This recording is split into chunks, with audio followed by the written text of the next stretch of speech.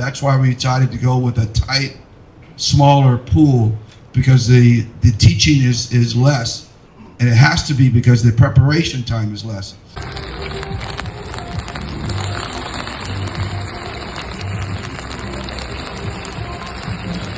We're not going to expand the pool.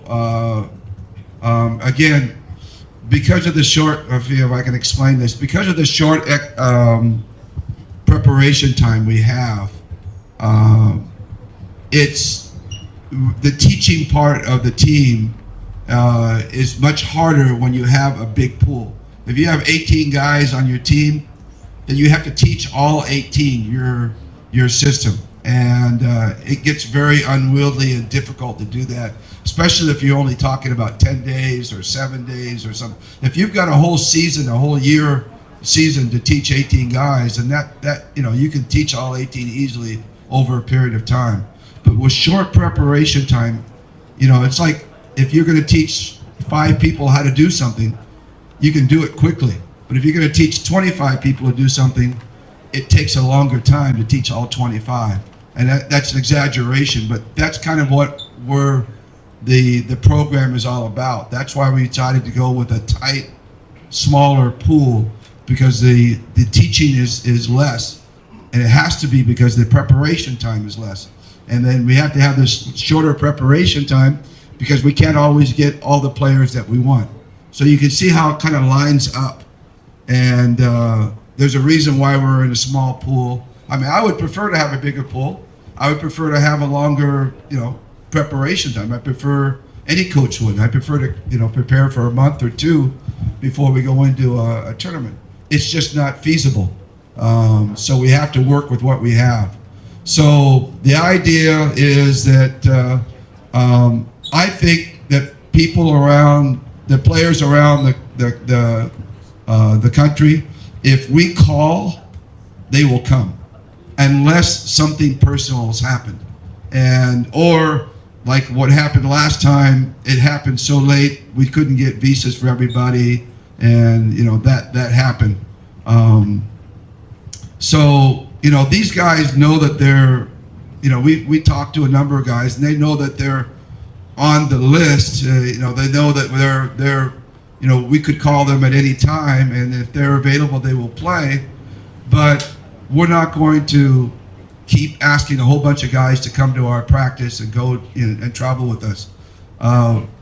We were good with 11 guys in the last OQT. We only played 10, actually, in the OQT. We never got, and I feel really bad about this, but we never got Mason Amos to play.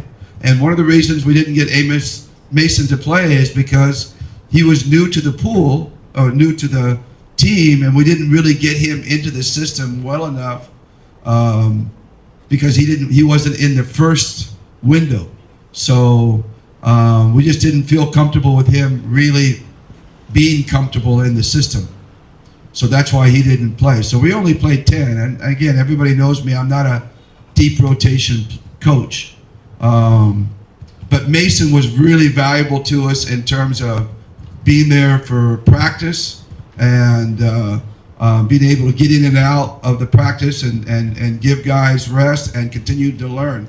And we're hoping now that he learned this one in the OQT, he'll now bring that experience, and when he comes into the third window, he'll already know the system and be ready to play. So that's kind of the way we're looking at it. Hopefully we get Scotty back, but we don't know exactly. But I think he'll be back by November. AJ says he wants to play in November. The only one that's maybe doubtful for November would be Jamie Malonzo. But there was a purpose for all those 3 guys. Scotty was a purpose for Scotty on the team, and he's unique, and I don't think there's anybody that can really replace what he would do for us in terms of the energy level that he plays at. It's such a unique. AJ, in his eyes at 6'11", and his length and his ability to block shots and defend and shoot the 3-point shot, we don't have another AJ out there that could replace the things that AJ would do for us.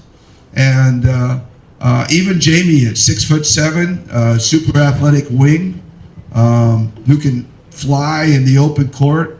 I thought that was one of the things we were lacking in the OQT. We didn't have that ability to transition up the floor and get fast breaks. And that was what Jamie was there on the team to help us with, because he gets out on the floor faster than anybody basically in the PBA, except for maybe Jason Castro. You know, he's our own version of the Blur. And so, again, he's a guy that it's very difficult to replace because he has those unique skills. So if we can keep those three and get them healthy, we certainly want them to be part of the 12. So as of now, they are part of the 12. And if I have to say, Mason and Japeth are still our alternates for those 12 guys.